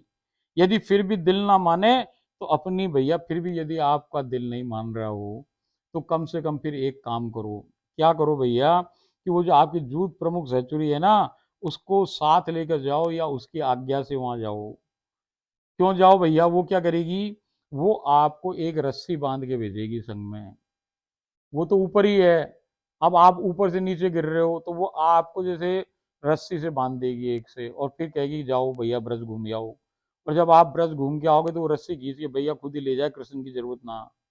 तो उसको बिना बताए चले गए, तो भैया फिर कृष्ण से आओगे। और यदि जूथ प्रमुख जैचुरी से बात करके गए और वो ले जाए, और वो रस्सी डाल के आपको पहुंचाए, तो भैया वो रस्सी से खींच भी लेगी ऊपर दोबारा।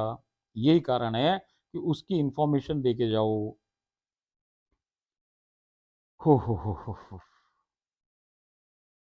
यदि फिर भी दिल ना माने तो अपनी जूथ प्रमुख सहचरी को साथ लेकर या उसकी आज्ञा लेकर ही व्रत जाओ, क्योंकि वो आपको एक पट्टी बांध एक रस्सा बांधकर संसार में भेजती है, जिसको खींचकर वो ही सीधे पुनः आपको श्री गोलोक धाम ला सकती है। परिकरों की स्थिति ऐसी भी देखी है भैया हमने तो, कि संसार इतना हावी हो चुका है कि वो इस कदर व्यस्त हैं कि अपनी जूथ प्रमुख सहचरी से मिलना तो बहुत दूर की बात है, परंतु फोन पर भी महीनों बात नहीं करते भाई। देखो भाई, ये सौदा किस बात का है कि जो रोज रोज संपर्क चाहिए, रोज नहीं तो भैया महीने में, 15 दिन में, 2 महीने में, ऐसे कभी तो संपर्क होना चाहिए। तो वो ये बता रही हैं कि ऐसी ऐसी स्थितियां भी हो जाती हैं यहाँ पे, ये सब ये ऐसा नहीं होना चाहिए। ये पूरा लेसन इस बात का है, अध्याय, कि क्या करना चाहिए और क्या नहीं करना चाहिए। परिकरों की स्थिति ऐसी भी देखी कि संसार इतना हावी हो चुका है कि वो इस कदर व्यस्त हैं कि अपनी जूथ प्रमुख सहचरी से मिलना तो बहुत दूर की बात है, परंतु फोन पर भी महीनों संपर्क नहीं करना चाहते हैं, या चाहते हुए भी समय नहीं निकाल पाते हैं।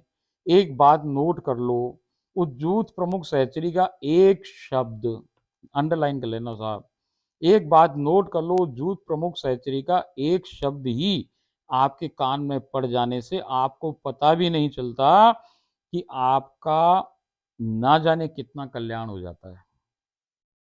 यदि उसकी ओर आपकी आंखें चार हो जाएं, आपकी और उसकी आंखें यदि चार हो जाएं, मतलब आप उसके सम्मुख हो गए, तो भैया बात ही कुछ और हो जाती है। कृपया उससे लगातार मिलते रहना चाहिए, अन्यथा कम से कम टेलीफोन पर तो संपर्क बनाए रखना चाहिए। एक और बात का और ध्यान रखिए कि गोलोक संसार से बिल्कुल उल्टा है, अतः जैसे संसार में क्यू एक के पीछे एक खड़े होकर बनाया जाता है हॉरिजेंटल लाइन में, ऐसे ऐसे खड़े ना, एक के पीछे एक, जबकि श्री गोलोक धाम में क्यू एक दूसरे से बाएं खड़े होकर लगता है। एक भाई, एक आपके इधर खड़ा, एक इधर खड़ा, एक ऐसी लाइन से क्यू लगे, सामने स्वामी जी खड़ी, आप ऐसे लाइन से खड़े, तो सभी बराबर लाइन पे खड़े हुए हैं, एक ही जगह खड़े हैं, और स्वामी जी की कृपा दृष्टि सब पर बराबर एक से ही पड़ती है। अतः प्राप्त कृपा की सबको समान ही मिलती है भैया। वहां ये नहीं कि भाई एक को ज्यादा मिल गया, एक को कम मिल गया, ऐसा कछु ना होए। वो तो दे तो भैया सबको ही दे, और बराबर बरसात हो तो सबको बराबर भिगाए वो। यहाँ कोई छोटा और कोई बड़ा भी नहीं होता है। यहाँ ना तो प्रमुख सहचुरी बड़ी भैया, ना आप बड़े। यहाँ तो सभी राधा है, तो राधा से बड़ा कौन भैया, राधा राधा ही है। वहाँ का हर आदमी राधा, हर नागरिक राधा, तो भैया राधा से बड़ा कछु ना भैया, वो स्वयं ही राधा है। जो वो किंकरी है छोटी सी, वो भी राधा, और भैया प्रमुख सहचुरी हो तो वो भी राधा, और राधा तो राधा ही है, और कृष्ण तो भी राधा है, और सखी भी तो राधा है। भैया सभी राधा है, राधा के अलावा वहाँ कछु ना, वहाँ पेड़ भी राधा, वहाँ के भैया सब जीव जनावर जितने जो कुछ भी है वो सब राधा ही है। हाँ, तरक्की जरूर आपकी काबिलियत पर निर्भर करती है, और काबिलियत आपकी सेवा की तत्परता पर निर्भर करती है। यहाँ कोई आगे या कोई पीछे नहीं होता, सब श्री राधा रानी सरकार के सम्मुख एक ही लाइन में खड़े रहते हैं। उदाहरण के तौर पर समझिए कि एक लाइन में सखियां, सहचरियां, किंकरियां, विद्वासियां स्वामी जी के सम्मुख खड़ी हैं। तब यदि अचानक स्वामी जी के मुख पर उत्पन्न हुई बीड़े खाने की इच्छा को, यदि सबसे छोटी दासी, जिसकी सेवा केवल मात्र निकुंज की सोनी सेवा है, तो भैया सर्वप्रथम यदि उसने वो इच्छा पढ़ ली, तो वो दौड़ करके बीड़ा ला करके स्वामी जी को उसने पवा दिया, तो समझो उस क्षण वो ही उन 8 सखियों से भी श्रेष्ठ है। भैया जिसने पहले कर ली बात, पहले पकड़ ली मन की बात और पूरी कर दी, भैया वही सबसे बड़ी। वहां फिर और कोई बड़ा ना, वो ललता जी से बड़ी हो गई उस समय, तो उस क्षण तो वो सर्वश्रेष्ठ वे सबसे आगे। अतः कौन कौन, कौन आगे कौन पीछे, कौन बड़ा और कौन छोटा, इन सब पचड़े में क्यों पड़ना। केवल सामने जी की सेवा में 100% चित्त लगाए रखिए। आपके अंतर्मन व आध्यात्मिक शरीर को तो सखियों ने श्री राधा के गुण देकर राधा ही बना दिया है। अब संसारिक देह में भी अतिशीघ्र स्वामी जी के सारे गुण का विकास कीजिए, ये अत्यंत आवश्यक है। जैसे क्षमा, करुणा, दया, बांटने की प्रवृत्ति, जीव मात्र से प्रेम करना। ये ना कि भैया वो दूसरा और हमारा ये हमारा परिवार, वो कोई और, वो बाहर का आदमी, ऐसा कछु ना, सभी राधा के आदमी है भैया। बांटने की प्रवृत्ति, जीव मात्र से प्रेम करना, सहयोग व सहायता इत्यादि। परंतु ईर्ष्या, क्रोध, घृणा बदले की भावना, दूसरे को कष्ट पहुंचाना, वाद विवाद करना, दुश्मनी निभाना, किसी से प्रतिस्पर्धा करना, किसी को हराना, किसी को नीचा दिखाना, किसी का अपमान करना, इन गलत व गोलोक से विपरीत रीति की बातों को अपने बातों से अपने को सदा सदैव के लिए बचा के रखिए, अन्यथा आप पुनः संसार में गिरा दिए जाएंगे। संसार में संसारी जीव राधे राधे जपता हुआ बोलता रहता है। अब ये एक और अजीब ही बात बताई साहब, सुनो। संसार में संसारी जीव राधे राधे जपता है बोलता रहता है। हमारी स्वामिनी जी का नाम राधा है और हम तो उनकी नौकरानी है। भला कोई नौकरानी अपनी मालकिन का नाम कैसे ले? कदापि नहीं। हमें सिर्फ स्वामिनी जी, महारानी जी या ठकरानी जी करके ही सदा सदैव उनको संबोधित करना चाहिए। संसार में हम रहते नहीं तो मरण दो संसार व संसारी जीवों के कानून। ये बात अजीब व छोटी छोटी जरूर लगती हैं, परंतु सच मानिए इन्हीं सावधानियों से स्वामिनी जी अत्यधिक प्रसन्न हो जाती हैं। हमारे बरसाना प्रवास के दौरान हमें स्वामिनी जी के महल में बीड़ी प्रसादी की सेवा करने वाले प्रेमदास बाबा, जो कि 50 वर्षों से इस सेवा में संलग्न है, वर्षों रोज मिलते रहे।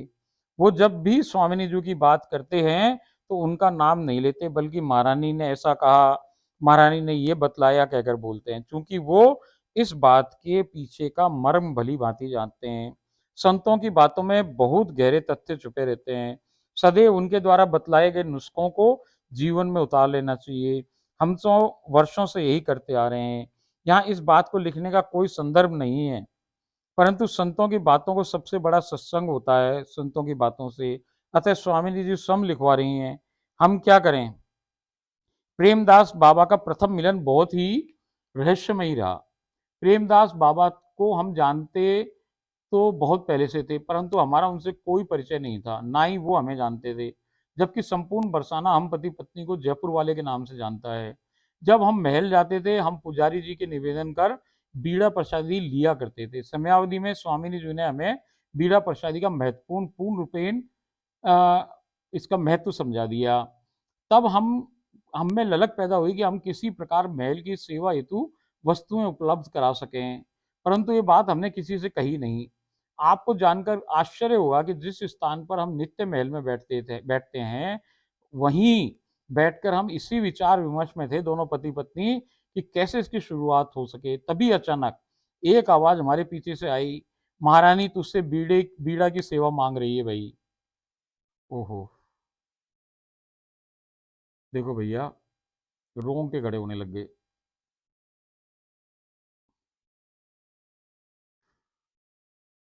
ये बात कौन कर रहा है? मैं और मेरी पत्नी उस जगह बैठ के कर रहे हैं जहाँ पे हम रोज बैठे भाई, महल के अंदर।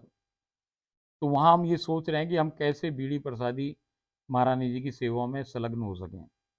भैया ऐसा हम सोच ही रहे हैं, किसी को बताई नहीं हमने ये बात। तो पीछे से क्या हो रहा है, या हम तो विचार विमर्श करेंगे कैसे इसकी शुरुआत हो। तभी अचानक एक आवाज़ हमारे पीछे से आई, महारानी तुझसे बीड़ा की सेवा मांग रही है। हम दोनों ने आश्चर्य से पीछे देखा तो बिल्कुल हमारे पीछे सटे हुए प्रेमदास बाबा विराजमान हैं और कह रहे हैं कि महारानी तुझसे बीड़े की सेवा मांग रही है।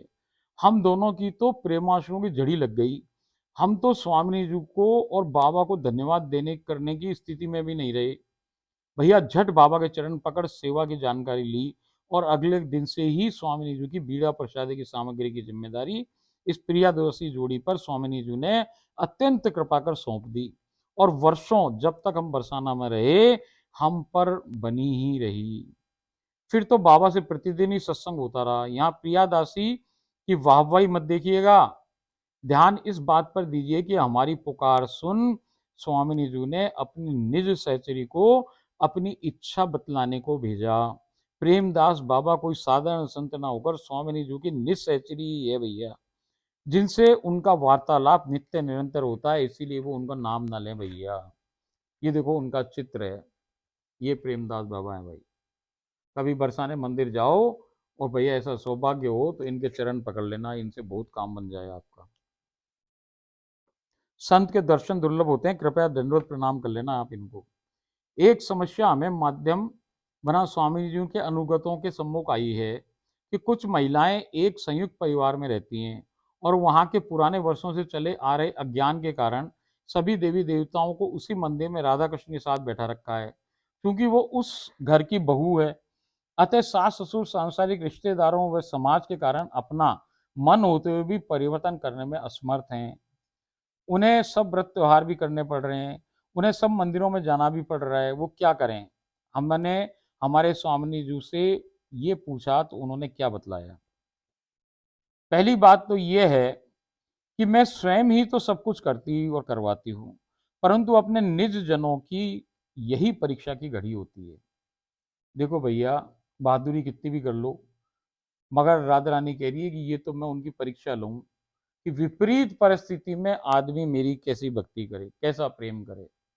देखो भैया, अवतार लीला में भी क्या बा कि आप कृष्ण अवतार लीला में देख लो, तो भैया विपरीत परिस्थितियों में कौन कौन था कि कंस की सिटीजन थे। कौन कौन थे भैया? देखो आप, वो कपड़े सिलने वाला दर्जी भी था, और भैया वो जो वो कुब्जा थी जिसने चंदन लगाया वो भी थी, फूल वाला मालिक भी था। और भैया ये कौन लोग थे? ये वो सब लोग थे कि जो उनके नागरिक थे, उनके आदेशों का पालन करते थे। वो जानते थे कि कृष्ण, भैया कंस ने अपने कृष्ण को तो दुश्मन बना रखा है, मगर उसकी सेवा कर रहे हैं। तो क्या हुआ कि विपरीत परिस्थितियों में उन्होंने सेवा करी, तो भैया क्या प्राप्ति मिली उनको सीधा वो गोलोक और नित्य वृंदावन प्राप्त हो गया भाई। ऐसे राम भगवान के अंदर देखो आप, राम की लीला के अंदर क्या घटित हुआ भाई कि वहां विभीषण लंका के अंदर बैठा है और वो भैया वो राम को बज रहा है वहां। ये विपरीत परिस्थितियां हैं। इन विपरीत परिस्थितियों में यदि कोई उस समय भी पूरे प्रेम और मन भाव से राधा रानी से लगा रहे भैया, यही तो वो परीक्षा ले रही है कि देखें तुम्हें कितनी कितनी तुम्हारी समझ है। तो वो यही बात बता रही है। पहली बात तो यह है कि मैं स्वयं ही तो सब कुछ करती और करवाती हूँ, परंतु अपने निज जनों की यही परीक्षा की घड़ी होती है। यदि जीव द्वारा बनाया मंदिर जो कि मेरे लिए महत्वपूर्ण है ही नहीं, अब वो कोई भाई आपके बनाए मंदिर की थोड़ी बात कर रही है। वो आपके बनाए मंदिर, आपके बिठाए विग्रहों से उनके कोई लेना ना देना। अरे भैया, ये किसी ने राधा कृष्ण सीरियल भी देखा हो ना, तो भैया आप देखो कि उस सीरियल में भी क्या बताया। कोई समझदार ही होगा उसको बनाने वाला, बाकी बातों की बात ना कर रहा, मैं तो एक बात की बात कर रहा हूँ, बाकी हमारा कोई उससे मतलब ना। कि उसके अंदर भैया वो जो विग्रह बनाए, चाहे कृष्ण भगवान बना रहे हैं शंकर भगवान का विग्रह, चाहे भैया राधा जी बना रही हैं, मगर जब वो शंकर भगवान प्रकट होते हैं तो उस विग्रह में से प्रकट ना हुए। वो तो भैया बाहर दूसरी तरफ से आए, वो बाहर खड़ा रहे, विग्रह तो उधर ही है, विग्रह में से कोई प्रकट ना हो रहा। इसका मतलब भैया विग्रह का इंपॉर्टेंस क्या है कि भैया उसके थ्रू उससे बात की जा सके, वो उसके विग्रह के थ्रू काम करे सारो। मगर भैया वो उसके लिए कोई उसकी इंपॉर्टेंस ना है। इंपॉर्टेंस किस बात की है कि भैया वो जो उसने ये बना करके आपका मंदिर दिया, उसका बनाए मंदिर की तो कोई चिंता कर ही ना रहा भैया। उसने तो आपका हृदय ही मंदिर बनाया। आपका जो ये पान है ना, ये पान रूपी हृदय भैया यही मंदिर है। उसका तो महल ये है जो अपन पहले चर्चा कर चुके भाई कि उसका महल तो ये है। तो वो इसकी चिंता करे, वो उसकी चिंता कर ही नहीं रहे कि वहां कौन बैठा है कौन नहीं बैठा है, ये सब अलग बातें हैं। तो वो यही कह रही हैं कि यदि जीव द्वारा बनाया मंदिर जो कि हमारे लिए महत्वपूर्ण है ही नहीं, किसी परिस्थिति विशेष की वजह से आपके ज्ञान और इच्छा के अनुसार नहीं बदल पा रहा है, तो कोई बात नहीं, सही समय आने पर बदल ही जाएगा। अपने विवेक से मेरे द्वारा बनाया गया चित्त रूपी मंदिर जो परिकर जैसा चाहे रख सकता है। आपके भैया हृदय में कौन घुस के देखे, आपके चित्त में कौन घुस के देखेगा कि आपके चित्त में क्या चल रहा है? भैया कोई ना घुस सके, आप ही घुस सको, आपके अलावा कोई दूसरा आदमी आपके चित्त में घुस के आपकी बात ना पढ़ सके। तो वो ये बात बता रही है कि भैया चित्त रूपी मंदिर तो परिकर जैसा चाहे रख सकता है, वहां सदा सदैव नित्य निरंतर केवल निकुंज बनाकर रखो उसको। व्रत त्योहारों से गोलोक में क्या मिलेगा? यहाँ जिस देवी देवता के लिए आप वो सब कर रहे हो वो वहां मौजूद ही नहीं है और कभी हो भी नहीं सकता है, तब किसके लिए ये सब करना है भाई? अरे परिकरों, आज तक कोई मेरे अलावा किसी के चित्त के अंदर प्रवेश नहीं कर सका। केवल दो ही चित्त में घुस सके भैया, एक तो भगवान और राधा रानी, और एक भैया स्वयं अपन, और तीसरो कोई ना घुस सके। तो वो क्या कह रही है कि अरे परिकरों, आज तक कोई मेरे अलावा किसी के चित्त के अंदर प्रवेश नहीं कर सका। आपके दिलो दिमाग में क्या है, दुनिया का कोई दूसरा जीव नहीं जान सके भाई। अतः दूसरों को प्रसन्न रखने को सब कुछ करो भैया, परंतु वास्तव में केवल वो सब कुछ करने का अभिनय मात्र करो, एक्टिंग करो भैया। परंतु चुपचाप उस व्रत उपवास को सबकी नजर बचाकर तोड़ दो। देखो भैया, मैं ना करी, स्वयं राधा बोल रही, मैं ना बोल रहा हूँ। वो क्या कह रही है कि भैया व्रत त्योहार सबके सामने करो, सास बास के सबके सामने, और चुपचाप रसोई में जाओ और तोड़ लो भैया, चुपचाप, किसी को मालूम ना पड़े। संसार के नियम को तोड़कर ही तो तुम मुझ तक आए हो। ये मेरा वचन है कि ऐसा काम करने पर कोई तुम्हारा कुछ बिगाड़ नहीं सकता। इसके विपरीत मैं उस परिकर से अत्यधिक प्रसन्न हो जाती हूँ कि इसने ऐसी विपरीत परिस्थितियों में भी मेरे लिए सारे नियम तोड़ दिए। परीक्षा पास की नहीं कि मैं कुछ ऐसा कर दूंगी कि सबका ज्ञान स्वतः ही दूर हो जाएगा। आप परीक्षा में पास हो जाओ भैया, जितने आपके घर वाले हैं वो कुछ ऐसा उनका दिमाग फेर दे कि भैया वो सभी कहें कि ये सारे देवी देवता हटाओ, अब तो अपन केवल हम भी राधा रानी भजेंगे तुम्हारे संग। ये सबका ज्ञान स्वतः ही दूर हो जाएगा। वह केवल परिकर के विवेक व चित्त के में बसी इच्छा ही साकार हो जाएगी। बस धैर्य से सावधानी पूर्वक परीक्षा पास करते जाओ। समझ में आ रही है बात आप लोगों को भाई? अपने और लोगों को बताना ये बात, इस बात को चुपचाप बिना किसी को बताए अब वो कह रही है कि इस बात को बिना चुपचाप किसी को बताए चित्त की तिजोरी में रख लो भैया।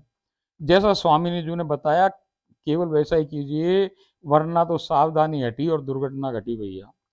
एक सावधानी यहाँ अत्यावश्यक है कि अपने घर के मंदिर को मंदिर कहना और मानना बिल्कुल बंद कर दीजिए भाई। वो तो अब गोलोक में स्थित स्वामी जी का महल है, वहां कुछ भी नियम से मत कीजिए। अर्चा अवतार विग्रहों को एक निश्चित समय उठाना, सुलाना, भोग पवाना, भजन करना सब छोड़ दीजिए। गोलोक में समय तो होता ही नहीं है, दिन रात तो दूर की बात है, जब सूरज चांद ही नहीं होते। ऋतुएं मौसम स्वामी जी की इच्छा पर बदलते रहते हैं भैया। अब तो आपको स्वामी जी की इच्छा पे काम करना है, आपकी इच्छा थोड़ी चले वहां। भैया यहाँ जो सुला रहे हो ये तो आपकी इच्छा से सुला, आप सो तो उसको भी सुलाओ, आपको भूख लग रही उसको भी खिलाओ, मगर वहां तो उसकी इच्छा से चले भैया, वो उसका देश है, वो उसकी ठकरानी है। अतः स्वामिनी जी से इतना प्रेम करो कि आपके पूछने पर स्वामिनी जी का विग्रह स्वयं बताए कि उनकी कब क्या करने की इच्छा है भैया। हमारी प्रियादासी है ना भाई, जोड़ी नंबर 2, ये क्या करे कि भाई हमारे घर में विग्रह है। अब बरसाने में तो भैया ना थे, मगर यहाँ घर में तो पहले से विराजित थे, तो वो तो है ही। अब जयपुर जब हम रहे तो भैया वो विग्रहों की सेवा करनी पड़े। तो अब जो विग्रहों की सेवा करो तो भैया ये नहा के आए, और नहा के आए और उनको नहला दें। अब वो जो नहाए जब तक ना बताएं कि भैया अब क्या कैसे श्रृंगार करूँ हमारा, और जैसे ही भैया वो नहा करके उनको रखें ये, तो भैया वो खुद ही बता दे इनको कि इस कलर के कपड़े पहनाओ, ये माला 5 माला में छांट के बताया कि ये माला चढ़ाओ, और तो और भैया मंदिर सजाओ कैसे ये भी कौन बताए, वो खुद स्वामिनी जी बताए कि भैया इसको ऐसे ऐसे डेकोरेट करो। मैं आपको झूठ ना बोल रही, ये बिल्कुल रोज हकीकत है, ऐसे ही हुए। क्यों, ऐसे ही होता है ना? प्रियादासी नंबर 2, बोल तो दो यहाँ तो भैया आपके पूछने पर स्वामिनी जी का विग्रह स्वयं बताए कि उनकी कब क्या करने की इच्छा है, ना कि आपकी सहूलियत के हिसाब से समय बनाकर सेवा करें भैया। ये सब संसार में जरूरी था, जब जरूरी था आपने कर लिया भैया। यहाँ तो हमारी ठकुरानी की इच्छा ही सर्वोपरि है। उन्हें कब उठना है, कब सोना है, कब क्या खाना है, और कब क्या करवाना है, सोना है कि नहीं सोना है कि जगना है, बस वही करो जो तभी करो जब वो चाहे भैया। यही काबिल नौकरानी का दायित्व है। यहाँ कोई दीपक जलाना, आरती करना सब निषेध है भैया। काहे की दीपक पूजा में जलाने के 2 ही तो कारण हो भैया। दीपक क्यों जलाएंगे भैया? पहले प्रकाश नहीं हो, लाइट नहीं थी तो भैया वहां रोशनी चाहिए भगवान को देखने के लिए, तो भैया एक दीपक जोड़ दो। पहला कारण तो ये। और दूसरा कारण जिसका यहाँ पे कोई अर्थ ही नहीं है, स्वामी जी में इतना खुदमयी प्रकाश है भैया कि अनंत कोटि सूर्यों से भी ज्यादा वो चमक रही। तो भैया वहां प्रकाश की किसकी जरूरत? हम दीपक किसको दिखा रहे? सूरज को दीपक दिखाओ। तो ही बेवकूफी है कि भैया सूरज उगा हुआ है और आप दीपक जलाए बैठे हो, तो क्या फायदा उस दीपक का? अरे भाई वो तो करोड़ों करोड़ों अनंत गुना, अनंत कोटि सूर्यों से ज्यादा तो चमक उसकी खुद की भैया। तो वहां कौन सा दीपक काम करे? काय को दीपक जोड़ो आप। और दूसरा दीपक क्यों जलाएं भाई? पहला कारण तो ये हो गया और फिर दीपक का क्या लाभ? दूसरा, अग्नि को साक्षी बनाना। दूसरा कारण क्या है दीपक जो ना कि भाई अग्नि को साक्षी, भाई हम मर जाएं वहां जाएं तो भैया हमसे वो बोले कि भाई तुमने कभी पूजा नहीं की, तो भैया साक्षी कौन कि भैया ये तुम साक्षी देना अग्नि देवता कि हमने इस दिन इस तारीख को इतने बजे से इतने बजे तक पूजा करी। ये दो ही कारण हो दीपक जलाने के, तो भैया ऐसा कछु वहां ना हो। देखो भाई ये सारी बातें वो बता रही भाई, मैं आपसे कछु ना कह रही। हो भैया तो दीपक जलाना बिल्कुल निरर्थक है। हमारी स्वामी जी के अतिरिक्त हम किसी को जानते ही नहीं, तो फिर अग्निदेव क्या करेंगे? अग्निदेव का तो वहाँ प्रवेश ही ना भैया। संसार में गोलोक, संसार से वो गोलोक में आएंगे कैसे? आरती करते हैं, जिसकी आरती कर रहे हैं उस पर लगी सब अलाएं बलाएं हम पर लग जाएं। भाई क्या हुआ कि जब अवतारी कृष्ण राधा पैदा हुए छोटे छोटे भैया तो आरती उतारनी चालू करी, क्यों? कि भैया बच्चा है, कोई नजर लग जाए, कोई बलाएं अलाए बलाएं लगे भैया वो सब हम पे आ जाए। तो बड़े बुजुर्ग आरती करे कि भैया सारी सारी की सारी समस्या हमारे ऊपर आ जाए, बच्चा सुरक्षित रहे। वो बालक माने उनको भैया, उनको भगवान कौन मान रहा था? अब हम क्या करें? हम भगवान की आरती कर रहे हैं। क्यों कर रहे हैं? कि भगवान तेरी सारी अलाए बलाए हम पे आ जा रहे साले। सॉरी भाई, सारे भाई तेरी अलाए बलाए कौन हरेगा? वो भगवान हरेगा कि तू भगवान की अलाए बनाए हरेगा भैया। ऐसी बात उन्होंने बताई भाई, हमें नहीं मालूम। हम बार बार आपको हाथ जोड़ के बताएं भाई, हम किसी के विरोध में नहीं है, किसी भी प्रकार की हमारी कोई इसमें गलती ना भैया। जो वो बोल रही है उसमें मैं आपको बोल के बता रही हूँ। ये संसारी समस्याएं होती हैं भैया, ये सब गोलोक में इसका क्या काम? फिर हम ये मूर्खता क्यों कर रहे हैं? इन सावधानियों को अपनी दिनचर्या में पूरी तरह से अपना लें भैया, अन्यथा नीचे गिरने का मार्ग खुल जाएगा। भाई हमने सुनी कि ऐसे ऐसे राजा हुए कि वो खड़ा कर दे उसको, कैदी को, फट नीचे गिर जाए, नीचे मगरमच्छों खा जाए भाई। तो ऐसे ये जो मगरमच्छ है वापस खा जाए आपको कर्म। ये जो माया के मगरमच्छ इधर उधर डोल रहे हैं, काम क्रोध लोभ के भैया, ऊपर से गिरो सीधे नीचे आओ, वो तख्ता हटा जाए। ऐसा कोई बटन होगा कि जो वो तख्ता हट जाए और आप सीधे नीचे गिर जाओ, तो भैया बच के रहो। मामला खतरनाक है वहां भी, ऐसा थोड़ी है कोई। कुछ गोलों के परिगर तो अभी तक, ओहो, अब एक और नई कहानी लगा रही हूँ वो। कुछ गोलों के परिकर तो अभी तक गंडे, ताबीज, ग्रह शांति के नगीने की अंगूठियां, कलावे, नजर के काले डोरे, अवतारी राधा कृष्ण के मंदिरों में विग्रहों के अभिषेक की चीर इत्यादि सारी चीजें भैया संसारी जीव की नकल करके धारण कर लेते हैं। बड़ी विडंबना है भाई। वो संसार छूटना बहुत मुश्किल काम भाई। आप रहे उसमें इतने टाइम, ये भूल गए कि भैया उससे अनंत अनंत अनंत गुना टाइम हम कहाँ रहते थे गोलोक में। उसकी बात तो भूल ही गए, क्योंकि हमारा तो भाई ब्रेन वॉश करके भेजती है वो जब इधर भेजे। अब वो ब्रेन तो हो गया वॉश, तो पुरानी याददाश्त ही खत्म होगी कि हम भैया इस संसार में तो गिने चुने थोड़े से दिन रहे हैं। ये जो करोड़ों जन्म हो ना, ये करोड़ों करोड़ों अरबों, जिसमें हम ये 84 करोड़ योनिया भी घूम ले भैया, ये कितना सा समय है कि राधा रानी की आंख की पलक को झपकना नहीं गए उसको। उनने जरा सी नीचे करने की कोशिश की है, अभी तो सोच ही विचार कर रही है। इतने में तो भैया देखो भाई, कहें कि भाई 74 72 जाने कहीं कि भाई वो इतने तो भैया युग तो वो उनके एक दिन में ही बदल जाए। इतने जितने ये अपने युगांत ये हो ना, ये सतयुग वतयुग जितने युग हैं, ये तो ब्रह्मा जी की एक दिन में ही खत्म हो जाए। तो भैया ब्रह्मा जी की औकात क्या? ब्रह्मा जी के ऊपर तो फिर भैया महाब्रह्मा जी, और उनके ऊपर भी भैया जाने कहाँ जाके गोलोक व्यवस्थित है, और वो चले ना वहां तो कोई समय है ना। तो भैया वहां की बात ये बताना चाह रही हूँ वो, कि वहां का जो समय है वो तो इतना है कि भाई ये सारी चीजें संसार की वहां कोई भी ना चल रही।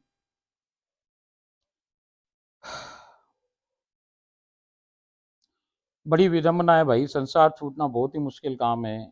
संसार को छोड़ो, जब आपकी सारी जिम्मेदारी आपने श्री राधानी सरकार पर उनकी शरणागति लेकर छोड़ दी है, तब और कौन आपको बचाएगा? आपको डर किस बात का है? हमारी समझ से परे की बात है भाई।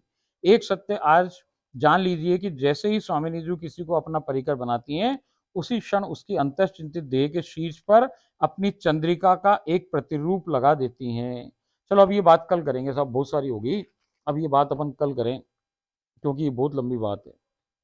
ओम राधाई स्वाहा।